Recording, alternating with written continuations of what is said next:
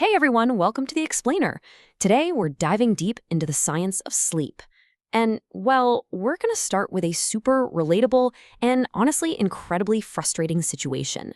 Have you ever finally decided to do the right thing, to catch up on your rest, only to wake up feeling way worse than before? It's a completely baffling scenario, right?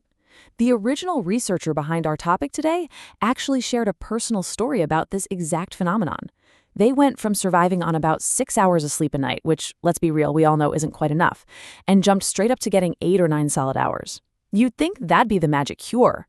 But day after day, with those extra hours under their belt, they ended up feeling completely exhausted. They couldn't focus, they were forgetful, super moody. It just made absolutely zero sense. So, what was the actual culprit behind this exhausting sleep paradox?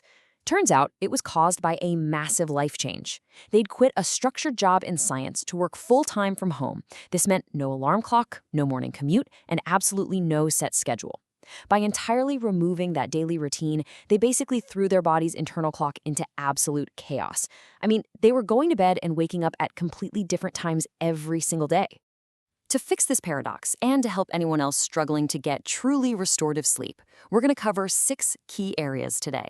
We'll look at mastering your internal clock, controlling light, controlling noise, the temperature trick, protecting your sleep space, and building better habits. All right, let's jump straight into section 1, mastering your internal clock. The foundation of good sleep isn't just about the sheer number of hours you spend in bed. Your body's internal clock is the master regulator of your whole sleep-wake cycle. It tells your body when to feel drowsy at night and when to spring out of bed in the morning. If your routine is all over the place, you actively mess up that delicate cycle. And when you do that, you get this profound sluggishness, even if you technically logged 8 hours. Researchers actually call this social jet lag. It's that heavy, groggy tiredness you feel when you sleep in on weekends. You're literally giving yourself jet lag without ever stepping foot on a plane. Moving right along to section 2, controlling light.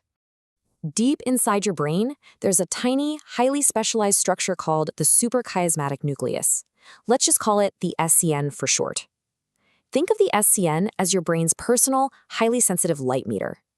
Your brain relies completely on this little structure to read your environment and figure out the absolute perfect time to release melatonin, which is your body's primary sleep hormone.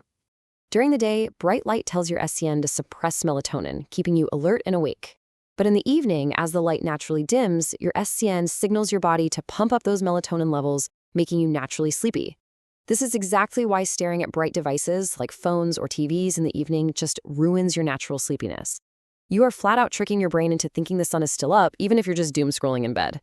Plus, once you do fall asleep, light can still wake you up. That's why blackout blinds or a really comfortable sleep mask are total game changers to block out early sunrises or glaring streetlights. That brings us to section 3, controlling noise.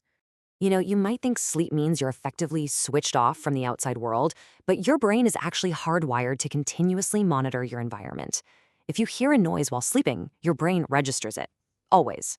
This constant monitoring means that environmental sounds, whether it's traffic outside, noisy neighbors, or, a snoring partner, can literally stop your body from transitioning into the deeper, more restorative sleep stages. And those deep stages, they are absolutely crucial because that's when your body physically repairs itself. Without them, you wake up feeling completely unrefreshed, regardless of how long you lay there. Fortunately, you can easily solve this environmental problem by using some super simple tools to just pleasantly drown out the disruptions. A dedicated white noise machine works wonders to create a consistent audio blanket. Or, honestly, a simple electric fan does basically the same thing. And if you prefer absolute silence, well, you can always rely on good old-fashioned earplugs to just block the noise out completely. Next up is section 4, the temperature trick.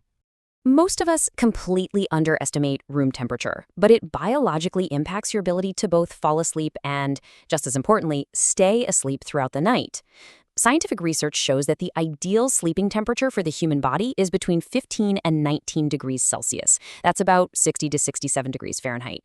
Now, of course, this is a general guideline. You've got to find your own personal comfort zone in or around that range so you aren't, waking up shivering or sweating. But the main takeaway here, your environment needs to be cool. Now, here is a really cool way you can actively hack your own biology using what we call the hot shower trick. See, your body temperature naturally rises and falls over the course of the evening. By taking a hot shower or a warm bath right before bed, you artificially cause your body temp to spike. Then, when you step out of that hot shower into your nice, cool 60-degree bedroom, you experience a rapid cool down. This sudden drop in temperature perfectly mimics your body's natural sleep onset process. It instantly triggers a powerful biological signal to your brain that it is time to sleep. It's honestly incredibly effective.